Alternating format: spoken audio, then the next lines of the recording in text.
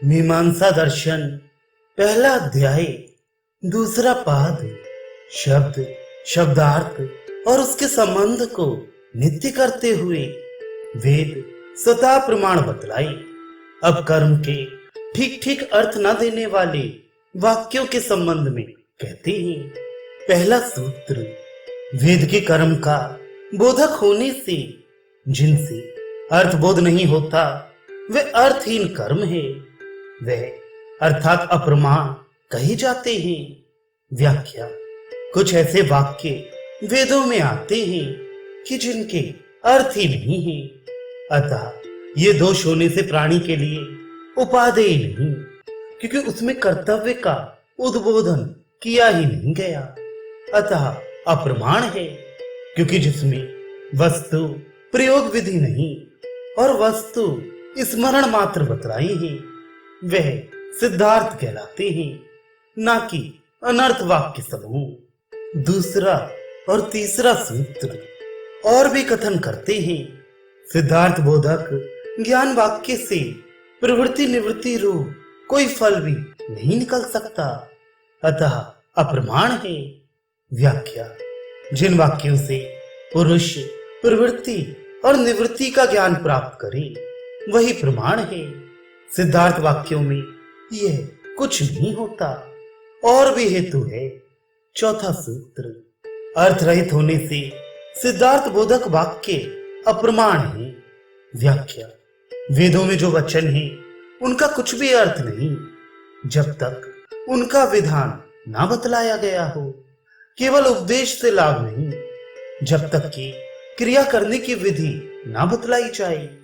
वह वेदों में ना होने से प्राणी को उससे कोई लाभ नहीं। पांचवा सूत्र, और अप्राप्त का निषेध करने से। व्याख्या, जो अनुपलब्ध उसका निषेध पाए जाने से सिद्धार्थ के बतलाने वाले वेद वाक्य अप्रमाण हैं। और भी हेतु देते हैं। छठा सूत्र, अनित्य जन्म मरण पदार्थों का वर्णन होने से। व्याख्या, वेदों में जरा जन्म मरण पुनर्जन्म अनित्य बातें हैं, इसलिए भी अप्रमाण है। अब इसका समाधान बताते हैं। सातवां सूत्र, विधि वाक्यों की पुरुष प्रवृत्ति अपेक्षित स्थितियों में विधि वाक्य मिश्रित एक वाक्यता से स्तुति विधान बोधक विधि वाक्य प्रमाण है, अतः अप्रमाण नहीं हो सकते। व्याख्या, विधि वाक्य कर्तव्यता बोधक वाक्य होते हैं, ना कि सिद्ध। परंतु विधि वाक्य में पुरुष प्रवृत्ति अपेक्षित स्तुतियां होती हैं एवं सिद्ध वाक्यों में फलाकांक्षा होती है, अतः फलवान विधि वाक्य से मिलकर अपेक्षित विधि में अर्थ की स्तुति करके कर्तव्य अर्थ बतलाते हैं, न कि सिद्धार्थ। ये वाक्यों से मिलाकर वाक्यता मिलती है, अतः कोई अप्रमाण दोष नहीं आता, क्योंकि विधि वाक्य जिस कर्तव्य का अर्थ विधान करता है उसी का सिद्धार्थ बोधक वाक्य भी समर्थन करता है, अतः विधि वाक्यवत प्रमाण है। और भी प्रमाण देते हैं। आठवां सूत्र, और सृष्टि काल से समान है। व्याख्या, सृष्टि के आरंभ से विधि और सिद्ध वाक्यों की गुरु शिष्य परंपरा होने से भी समान रीत से प्रमाण है। अब शास्त्र विरोध का परिहार करते हैं। नौवां सूत्र, स्थूल दृष्टि से समझ में आने वाले अर्थ में वाक्यार्थ होने से विरोध हुए, परंतु ये अर्थ तो वाक्यार्थ विषयहीन होने से अन्य अर्थ का द्योतक है। इस कारण वेद वाक्यों का पारस्परिक विरोध युक्त अनुपत्ति दोष न होने से भी कारण कि उक्त वाक्य विरोध रहित अर्थ है। व्याख्या, वेद वाक्यों में ऐसा विरोध दिखने से कि कहीं ईश्वर को कहा कि ये सब पुरुष है और कहीं ये सब उसकी महिमा है, ये स्थूल दृष्टि से ही है, क्योंकि वहां ये नहीं कहा गया बस इतना ही पुरुष है और है ही नहीं, किंतु कहा तो ये है कि ये सब पुरुष विभूति होने से है, अतः तात्पर्य का विषयभूत अर्थ का अंतर होने से वाक्यों का कोई परस्पर विरोध नहीं, अतः कोई वाक्य प्रमाणहीन भी नहीं। संबंध सिद्धार्थ बोधक वाक्यों में विधेय अर्थ वाक्यों की प्रशंसा से विधि युक्त वाक्य से अर्थ करना ये ठीक नहीं, क्योंकि भिन्नार्थ के बोधक होने से और सब विधेयार्थ की ही प्रशंसा न करने से शंका होती है। 10वां सूत्र शब्द शंका परिहारार्थ है। जो स्तुतिवाद बतलाया है वह गुणवाद है। व्याख्या सिद्धार्थ बोधक वाक्यों से सर्वत्र विधेयार्थ की स्तुति पाई जाती है। यह गुणवाद ही है, मुख्यवाद नहीं, क्योंकि कहीं ये विधेयार्थ का स्तवन करते हैं और कहीं उससे भिन्नार्थ का भी कथन करते हैं, अतः दोष नहीं। संबंध वेदों में ब्राह्मण आदि 4 वर्णों को परमात्मा का अंग बतलाया है। यह समीचीन नहीं, क्योंकि वह अशरीरी है, उसमें अवयव नहीं। 11वां सूत्र बहुधा वेदों में रूपक अलंकार से वर्णन है। व्याख्या जहां जहां मुखादि अवयव से परमात्मा का निरूपण वेदों में है वह रूप अलंकार से है। वास्तव में उसका शरीरी वर्णन अशरीरी के समान निर्दोष है। इसमें 2 प्रत्यक्ष विरोध है। 12वां सूत्र स्थूलार्थ करने से नेत्र और सूर्य की दूरी अर्थात कारण कार्य भाव असंभव प्रतीत होगा। व्याख्या जहां कहा है कि उस परमात्मा के नेत्रों से सूर्योत्पत्ति हुई, यह स्थूल करना प्रत्यक्ष विरोध का प्रमाण है, क्योंकि नेत्रों से सूर्य जैसे दिव्य पदार्थ की उत्पत्ति असंभव है। केवल वहां यही अर्थ है कि परमात्मा के चक्षु सदृश दिव्य सामर्थ्य से सूर्योत्पत्ति हुई। इस अर्थ में विरोध भी नहीं आता। संबंध उसकी यदि चक्षु सदृश दिव्य सामर्थ्य से सूर्योत्पत्ति मानी तो फिर ये क्यों कहा कि वह चक्षु सदृश कार्य है। 13वां सूत्र स्थूल दृष्टि के अपराध से अजायत क्रिया के कर्ता सूर्य का पुत्र अर्थात कार्य रूप से चक्षु का कारण रूप से दर्शन होता है।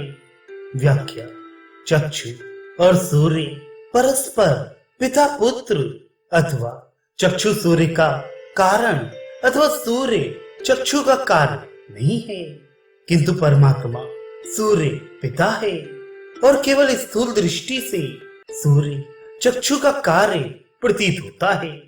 यथार्थ में ऐसा नहीं है। 14वां सूत्र एक ही काल में प्राणी मात्र की मोक्ष की इच्छा पाए जाने से। व्याख्या प्राणी मात्र मृत्यु से पार होना चाहता है, इसलिए वेदों ने बतलाया है कि बिना उसे जाने अन्य कोई मुक्ति मार्ग नहीं है। इस वाक्य में सब फलों के महान फल मुक्ति का वर्णन है, ना कि कर्मजन्य फल को निस्तार कथन के अभिप्राय से कहा है। इसमें युक्ति ये है। 15वां सूत्र विद्या का यश होने से। व्याख्या वेद वाक्यों में बिना उसके जाने मृत्यु से पार होना कठिन है। आदमी जो मृत्यु को पार करना ब्रह्म विद्या का फल कहा है, इससे तो महत्व बढ़ता है, ना कि अन्य फलों के बोधक वेद वाक्यों की निरर्थकता है।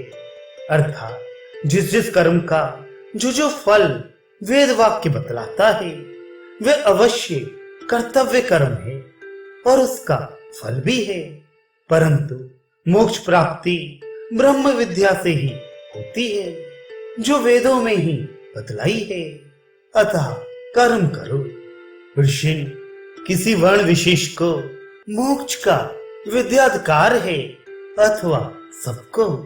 16वां सूत्र ब्रह्म कर्म का अधिकार सबको एक सा है।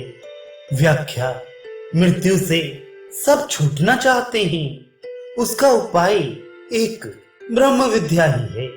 और जब ब्रह्म ज्ञानी हो जाता है तो परमात्मा निष्पक्ष है और यह समानाधिकार का उपदेश ब्रह्म की ही ओर है।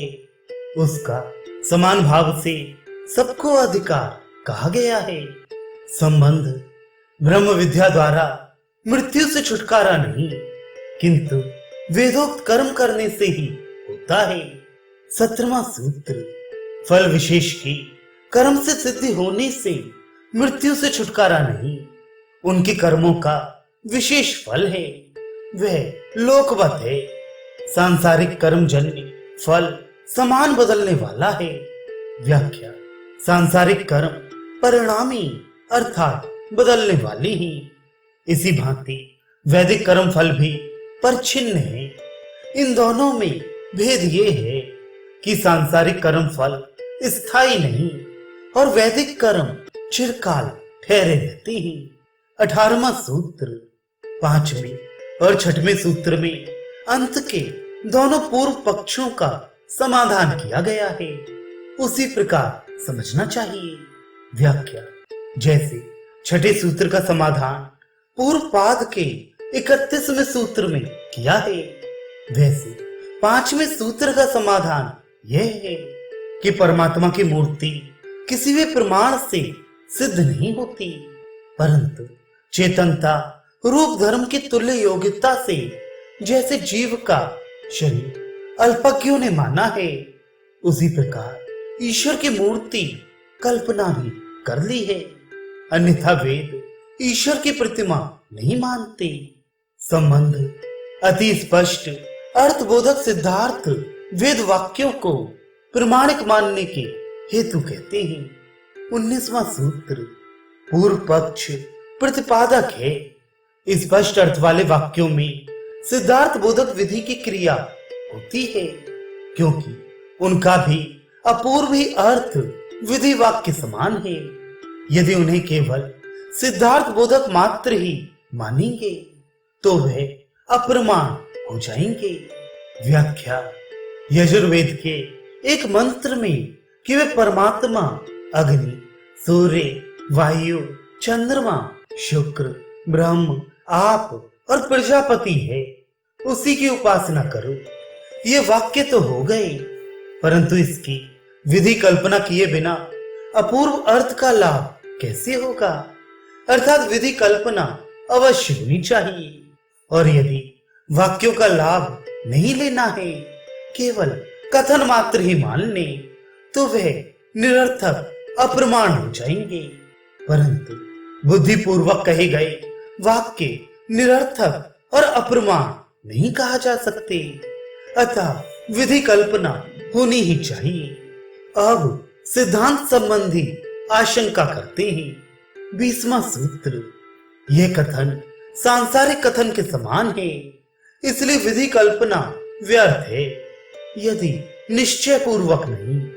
व्याख्या, जैसे संसार में जब कोई वस्तु क्रय विक्रय में आती है तो उसकी प्रशंसा और मूल्य निश्चित होता है, इसी प्रकार यजुर्वेद के इस मंत्र में केवल स्तुतिवाद मात्र है, अतः विधि कल्पना की आवश्यकता नहीं। इस शंका का समाधान ये है। 21वां सूत्र, यह कथन ठीक नहीं, इसलिए कि सांसारिक स्तुत्य वाक्यों में प्रसिद्धार्थ ही कहा जाता है, किसी अलौकिक अर्थ का कथन नहीं होता। व्याख्या, यजुर्वेद वाक्य में जो अलौकिक अर्थ है वह सांसारिक वाद में नहीं है, अतः लौकिक से विलक्षण अर्थ कथन होने से विधि कल्पना अनिवार्य है। इसका समाधान ये है। 22वां सूत्र, तू पद पूर्व पक्ष हटाने को है। ऐसे सिद्धार्थ बोधक वाक्यों को विधि वाक्यों का अंग उक्त कहा गया है। व्याख्या, सिद्धार्थ बोधक वाक्य विधान किए गए अर्थ की प्रशंसा द्वारा विधि वाक्य का अंग बनकर अर्थबोध कराते हैं। उसी प्रकार अति स्पष्ट अर्थ वाले सिद्धार्थ बोधक वचन भी विधि वाक्य का अंग होकर अर्थबोध कराते हैं। वहां विधि कल्पना अत्यावश्यक होती है। इसमें यह युक्ति है 23वां सूत्र। यदि उसमें विधि कल्पना की जाए तो वह उन वाक्यों में अर्थ नहीं देगी, क्योंकि सिद्धार्थ बोधक वाक्यों से कहीं कहीं स्पष्ट रूप से प्रशंसा पाई जाती है। अतः सब वाक्यों के समान होने से जिनमें स्पष्ट स्तुति नहीं पाई जाती, उन वाक्यों में भी विधि की अपेक्षा स्तुति कल्पना अति श्रेष्ठ है। व्याख्या कहीं कहीं स्पष्ट स्तुति पाई जाती है और विधि नहीं प्रतीत होती। अतः जहां स्पष्ट रूप से स्तुति ना मिले, वहां सिद्धार्थ बोधक वाक्य की भांति स्तुति कल्पना करना लघुपन है। उससे तो वाक्यों में विधि की कल्पना कर लेना चाहिए। अतः विधि कल्पना से स्तुति कल्पना श्रेष्ठ है। पुनः उक्ति देते हैं 24वां सूत्र। जिस प्रकरण का वाक्य है उसमें स्तुति स्पष्ट पाए जाने से विधि नहीं करना चाहिए, क्योंकि उस स्तुति के सम्मुख विधि कल्पना वृथा है। व्याख्या वाक्य जिस कथन के उद्देश्य से है उससे भिन्न अर्थ का वह कदापि नहीं कहता, जो प्रकरण के देखने से प्रतीत होता है। जहां प्रकरण में उपासना विधि में उपास्य परमात्मा की स्तुति का सिद्धार्थ बोधक वाक्य विस्पष्ट रूप से निरूपण कर रही है, वहां विधि कल्पना अप्रासंगिक है। वहां तो उपासना विधि ही अंग मानकर विहित कर अर्थ की स्तुति कल्पना ही उत्तम है। संबंध विधि कल्पना से ऐसे स्थानों में दोष आता है। 25वां सूत्र। तथा उन वाक्यों में विधि कल्पना करने से अर्थ भेद से वाक्य भेद भी हो जाएगा। व्याख्या जिन मंत्रों में परमात्मा की अपरिमित शक्तियों का वर्णन है, यदि उनमें विधि कल्पना की जाएगी तो वह स्तुति उससे भिन्न भेद कर्मों का भी निरूपण करेंगे, परंतु ऐसा करने से वहां वाक्य भेद रूप दोष आता है। क्योंकि नियम यह है कि शब्द, ज्ञान और क्रिया एक ही कार्य को करते हैं, अन्य को नहीं। अर्थात जिस शब्द से जो अर्थ निकला अथवा जिस ज्ञान से जो अर्थ जाना अथवा जिस क्रिया से जो कार्य सिद्ध किया, वे एक शब्द अन्य अर्थ को नहीं कहेगा। न ज्ञान ही दूसरे अर्थ का बोधक होगा, न क्रिया ही अन्य कार्य की साधिका होगी। अतः विधि वाक्य कल्पना न करके विधि वाक्य का अंग मानना ही श्रेष्ठ है। संबंध हेतु पद सिद्धार्थ बोधक वाक्यों को प्रमाणित करते हैं। 26वां सूत्र पूर्व पक्ष का द्योतक है, तृतीय व्यक्ति वाले पद के अर्थ का बोधक है, क्योंकि वे वाक्य अर्थ एवं उत्पत्ति वाले हो सकते हैं, अन्यथा नहीं। यजुर्वेद में यज्ञ में जंत देवा, इसलिए तृतीय विभक्ति युक्त यज्ञ इस वेद वाक्य में ये कहा गया कि यज्ञ से यज्ञ रूप परमात्मा का पहले विद्वान पूजन करते थे। तो क्या यहाँ परमात्मा पूजन का यज्ञ साधन है? कुर्वेन्य वह कर्माणि इस मंत्र में कि वेद विहित कर्मों को करता हुआ मनुष्य 100 वर्ष जीने की इच्छा करे, इस कार्य विधि से विहित यज्ञादि रूप कर्म विधान की स्तुति करते हैं। इन दोनों मंत्रों में स्पष्ट बता दिया।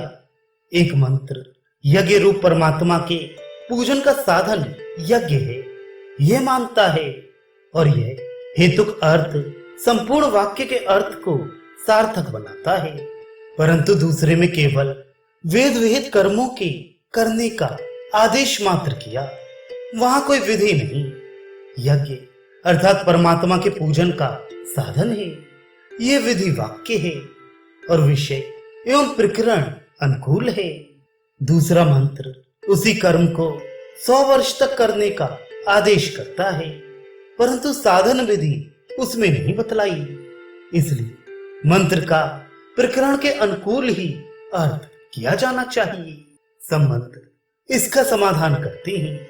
27वां सूत्र तो पूर्व पक्ष के हटाने को आया है। ऐसे वाक्य में कर्म विधि से विहित कर्तव्य कर्म यज्ञ आदि कर्मों का महत्व बतलाते हैं, क्योंकि स्तुति महत्वार्थ साधन विधि के अनुकूल ही होगा और ऐसे वाक्यों में यज्ञ की प्रेरणा अथवा विधि नहीं बतलाई। व्याख्या परंपरा के शिष्टाचार से यज्ञ की प्राप्ति है, अतएव उसे कर्तव्य कर्म कहा है। वहां साधन स्वीकारने के स्थान में ऐसे वाक्यों में स्तुति अथवा महत्व ही मानना उत्तम है, क्योंकि कुर्वेन्न वह इस मंत्र में कर्म विधि कही गई है। उसमें केवल पुरुष प्रवृत्ति के लिए प्रेरणा है और इसी अर्थ से संगति बैठती भी है, क्योंकि जहां यज्ञ आदि रूप कर्मों के महत्व कहे गए हैं, वहां यज्ञ को परमात्मा के पूजन का साधन भी बतलाया होता है। अतः साधन के स्थान में स्तुति मानना ही समीचीन है। इसमें यह संदेह रहता है। 28वां सूत्र फल ना होने से महत्व कल्पना न्याय युक्त नहीं, यदि है तो ठीक नहीं। व्याख्या जिस वाक्य में स्तुति का फल ना दिखाई दे उसकी कल्पना करना व्यर्थ है। इसका समाधान 29वां सूत्र तो पद शंका निवारणार्थ है। ऐसे वाक्यों का विधि वाक्य का अंग होना ही स्तुति की कल्पना का फल है। जिस प्रकार सांसारिक वाक्यों में विधि वाक्य का अंग होना स्तुति का फल है। व्याख्या जिस प्रकार विधेय अर्थ के महत्व को बतलाने वाले सिद्धार्थ बोधक वाक्य विधि वाक्य का अंग कहे जाते हैं, उसी प्रकार वेद में भी है। अतः वेदों में स्तुति कल्पना कोई व्यर्थ की बात नहीं, क्योंकि ऐसे वाक्य विधि वाक्य के अंग होने से ही अर्थ वाले होते हैं। ऐसा मान लेने पर युक्ति देते हैं। 30वां सूत्र और यदि उक्त तृतीया विभक्ति युक्त यज्ञेन हेतु वाक्य में जहां यज्ञ को ही पूजन का साधन कहा या माना जाए तो उसका साधक के अभाव से ठहरना असंभव है। अतः तृतीया विभक्ति रूप सामान्य निर्देश से ठहरने वाला तो विधि और अविधि की अस्त व्यस्तता होगी। व्याख्या इस वचन में यज्ञ को साधन रूप विधान मात्र कहा है, परंतु उसका साधक नहीं बतलाया। संशय वेद मंत्रों का पठन पाठन मात्र पुण्य है अथवा अर्थ सहित स्वाध्याय का भी विधान है। 31वां सूत्र वेदों का अर्थ सहित स्वाध्याय करना, क्योंकि वेद मनुष्य मात्र के लिए पुरुषार्थ चतुष्टय का विवेचन करता है। व्याख्या धर्म अर्थ काम और मोक्ष कैसे प्राप्त हो, इसके लिए ही वेद का प्रकाश हुआ है। यदि वेद अर्थ सहित ना पढ़ा गया तो मनुष्यों को चारों फलों की प्राप्ति के उपाय कैसे प्राप्त होंगे। इसलिए अर्थ सहित वेद अध्ययन करना चाहिए। इसमें एक हेतु और भी है। 32वां सूत्र प्रत्येक मंत्रों के साथ ऋषियों का नाम पाए जाने से वेदों का अर्थ सहित ही स्वाध्याय ठीक है। व्याख्या जो वेद मंत्रों के साथ ऋषि हैं उनका यह अर्थ है कि अमुक ऋषि ने विधिवत मंत्रों को विचार कर प्राणियों के कल्याण के लिए विस्तार किया। ऋषि का अर्थ मंत्र दृष्टा है। इसमें दूसरा हेतु भी देते हैं। 33वां सूत्र ज्ञान को देने वाला वेद ही एक शास्त्र है, उसका अर्थ सहित ही स्वाध्याय करना चाहिए। व्याख्या वेद ही एकमात्र ऐसा है कि जिसने आदि सृष्टि में मनुष्य को ज्ञान दिया, अतः उसका अर्थ सहित स्वाध्याय होने से ही ज्ञान का प्रकाश संसार में फैल सकता है। इसमें पूर्व पक्ष ये है 34वां सूत्र, अर्थ सहित स्वाध्याय करना आवश्यक नहीं, क्योंकि उनमें अविद्यमान पदार्थों का वर्णन है। व्याख्याओं, वेदों में कुछ ऐसे भी पदार्थों का वर्णन है कि जिनके ज्ञान से मनुष्य को कोई लाभ नहीं, कि जैसे ऋग्वेद में कहा है सहस्त्र शीर्षा पुरुषः, अर्थात उसके 1000 सिर, 1000 पांव और 1000 आंखें हैं। अतः अर्थ सहित पठन पाठन से क्या लाभ? इसमें संख्या दोष भी है। जब 1000 सिर होंगे तो 2000 आंखें होंगी, वहां 1000 आंखें ही कही हैं। और भी हेतु देते हैं। 35वां सूत्र, जड़ पदार्थों में अपने अर्थ से बंधे हुए वेद पठन पाठन के योग्य नहीं। ऋग्वेद में कहा है कि हे औषधि तू श्रेष्ठ है। इस औषधि रूप जड़ पदार्थ को संबोधन करके प्रतिपादन किया हुआ अर्थ सर्वथा असंगत होता है। संसार में चेतन पदार्थ को संबोधन किया करते हैं, जड़ को नहीं। अतः अर्थ सहित अध्ययन से क्या लाभ? तीसरा हेतु और भी देते हैं।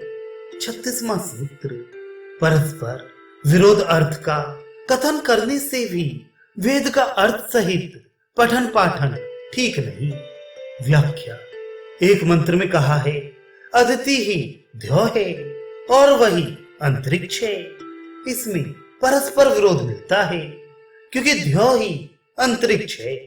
ये कैसे हो सकता है? अंतरिक्ष और ध्यो में बड़ा अंतर है। अतः अर्थ सहित पठन पाठन से कोई लाभ नहीं। और भी हेतु देते हैं। 37वां सूत्र, वेद की पठन पाठन का जिन वाक्यों में विधान है उनके अर्थ सहित पठन पाठन का भी विधान नहीं मिलता। इस कारण अर्थ सहित पठन पाठन ठीक नहीं। उपनिषदों में आया है कि मनुष्य मात्र को वेद पढ़ना चाहिए। इस पठन पाठन के आदेश में भी अर्थ सहित पाठ का आदेश नहीं है। अतः विधान रहित अर्थ युक्त पठन पाठन अनावश्यक ही है। और भी हेतु देते हैं। 38वां सूत्र, वेदों के अर्थ भी जानने योग्य ना होने से अर्थ सहित पठन पाठन वृथा है। व्याख्या, वेदों में अनेक ऐसे मंत्र हैं कि जिनका कोई अर्थ ही नहीं बनता। अतः अर्थ सहित स्वाध्याय ठीक नहीं। इसमें एक हेतु ये भी है। 39वां सूत्र, अनित्य पदार्थों में जैसे जन्म मरण जरा यौवन आदि पदार्थों का संबंध मिलने से मंत्रों का अर्थों सहित पाठ करना निरर्थक है। व्याख्या, वेदों में देशों और मनुष्यों के नाम दिखते हैं, इसलिए ईश्वर उक्त होने में भी संदेह है। अतः वेदों का अर्थ सहित पठन पाठन वृथा ही है। अब इन हेतुओं का समाधान देते हैं। 40वां सूत्र, तू पद पूर्व पक्ष के निषेध के लिए ही है। लोक और वेद में वाक्य के अर्थ का ज्ञान एक सा ही माना जाता है। व्याख्या, लोक और वेद में वाक्य के अर्थ का एक सा ही ज्ञान होता है। जैसे लोक में यौगिक शब्दार्थ धातु आदि प्रत्यय के ज्ञान से जाने जाते हैं, उसी प्रकार वेद में भी ऐसा ही है। अतः अर्थ सहित पठन पाठन से ही लाभ होता है। इस कारण अर्थ सहित वेदों का स्वाध्याय लाभदायक है। अर्थ सहित पठन पाठन में और भी हेतु देते हैं। 41वां सूत्र, वेद पुनः अनेक गुण वाले अर्थों से युक्त हैं, अतः उनका पठन पाठन अर्थ युक्त होना चाहिए। व्याख्या, वेद का एक एक शब्द अनंत लाभदायक है। वह सब सत्य विद्याओं का भंडार है। अतः जब तक उसे अर्थ सहित ना पढ़ेंगे उससे लाभ ही क्या होगा। अतः वेद को अर्थ सहित ही पढ़ना चाहिए। इसी को पुनः कहते हैं। 42वां सूत्र, वेद का अर्थ सहित पठन पाठन होने कर्तव्य कर्मों का ज्ञान और अकर्तव्य कर्मों के त्याग का पता लगता है। व्याख्या। सुख दुख कर्तव्य तथा अकर्तव्य कर्मों पर निर्भर है। कौन से शुभ और कौन से अशुभ कर्म है, इसका बिना सर्वज्ञ ईश्वर के उपदेश के बोध नहीं हो सकता। अतः कर्तव्य अकर्तव्य कर्मों के ग्रहण तथा त्याज्य के ज्ञानार्थ वेद को अर्थ सहित ही पढ़ना चाहिए। इस पर यह आपत्ति की जाती है। 43वां सूत्र। ये अर्थवाद है कि शुभ कर्म करने से सुख और अशुभ से दुख होता है। व्याख्या। ये कहना ठीक नहीं कि सुख दुख शुभ अशुभ कर्मों पर आधारित है, क्योंकि लोक में इसके विपरीत देखा गया है। इस शंका का उत्तर ये है। 44वां सूत्र। शुभ अशुभ कर्मों के करने से दुख अथवा सुख होता है, ये बात लोक और वेद से सम्मत है।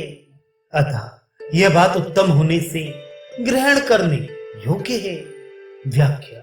इसे अर्थवाद नहीं कहा जा सकता कि शुभ कर्म से सुख और अनिष्ट कर्म से दुख होता है, क्योंकि वेद में तो उपदेश और आप्त पुरुषों में इसका आचरण मिलता है। इसलिए इष्ट कर्म लाभदायक और अनिष्ट हानिकर है। एक और समाधान करते हैं। 45वां सूत्र। वेद के 1000 से और 1000 नेत्र वाले मंत्र में अविद्यमान अर्थों का कहना कोई दोष नहीं, क्योंकि वह मनुष्य बुद्धि को सुसंस्कृत करने के लिए कहा गया है। व्याख्या। वेद में मुख्य और गौड़ अर्थ को लेकर उपदेश किया गया है, और यही कारण है कि उसमें अविद्यमान अर्थ का भान होता है। वास्तव में ऐसा है नहीं। अतः वेद को अर्थ सहित ही पढ़ने से वह भ्रम दूर हो सकता है। 46वां सूत्र। जो अचेतन पदार्थों को संबोधन करके कहा गया है, उसमें तो अर्थवाद है। व्याख्या। जहां ये आए कि हे सोम औषध, तू सब औषधियों में उत्तम है, इसे जड़ से बातचीत करना नहीं कहा जाता, किंतु सोम औषधि के उत्तम गुणों का वर्णन करना है, क्योंकि श्रवण इंद्रियहीन होने से जड़ में कोई संबोधन नहीं हो सकता। अतः समाधान करते हैं। 47वां सूत्र। अर्थों में कोई परस्पर विरोध नहीं, गुण वृत्ति से। व्याख्या। वेद में ये कहा गया कि अदिति ही ध्येय है और अंतरिक्ष है। इस गुण वृत्ति से अनेकार्थ का कथन किया जा सकता है। जैसे लोक में एक शब्द अनेकार्थ ध्वनि का शब्द होता है, यथा हरे, कपि, सैंधव आदि होने से परस्पर अनेक अर्थों के यथा स्थान संगत करने से होते हैं, वैसे ही वेद में भी जाननी चाहिए। पुनः समाधान करते हैं। 48वां सूत्र। विधि अर्थ सहित पठन पाठन का ना कहा जाना, ये उसके वचन की अप्राप्ति के ही कारण है। व्याख्या। यदि विद्या में अर्थ सहित पठन पाठन का विधान नहीं है, तो उसका ये भाव लेना कि वेद अर्थ सहित ना पढ़ा जाए ठीक नहीं, क्योंकि अध्ययन शब्द का अर्थ ही अर्थ सहित पठन पाठन है। एक और समाधान करते हैं। 49वां सूत्र। जिन मंत्रों में अर्थ का अविज्ञान बतलाया है, वह विद्यमान अर्थ का ही जानना है। व्याख्या। जहां वेदों में अर्थ समझ में ना आए, वहां अपनी अविद्या ही समझनी चाहिए।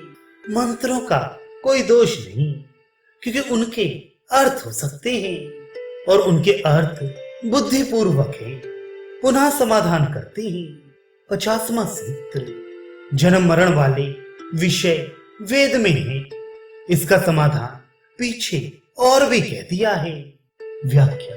वेदों में जहां मनुष्य अथवा गांवों के नाम आए हैं, वे सामान्य संज्ञा है, किसी व्यक्ति विशेष या ग्राम विशेष को लक्ष्य करके नहीं कहे गए, और ऐसा ही सर्वत्र जानना चाहिए। अब स्वपक्ष परिपुष्ट करने को युक्ति देते ही 51वां सूत्र वेद मंत्र में परमात्मा के चिन्हों का वर्णन आया है। वे और भी वेद को अर्थ सहित पढ़ने पढ़ाने का साधक समझना चाहिए।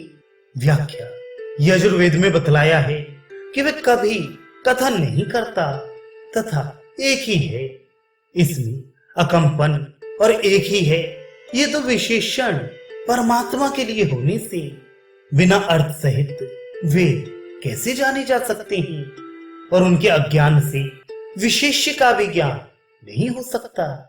पूर्वोक्त अर्थ में युक्ति देते हैं।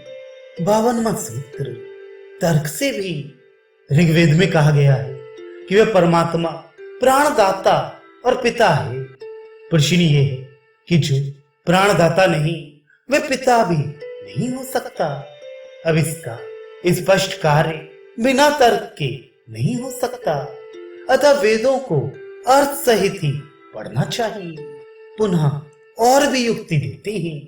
53वां सूत्र विधि वाक्यों में भी वेदों के अर्थ सहित पढ़ने पढ़ाने की आज्ञा पाई जाती है। व्याख्या यजुर्वेद में 100 वर्ष तक कर्म करते हुए जीते रहने की आज्ञा है।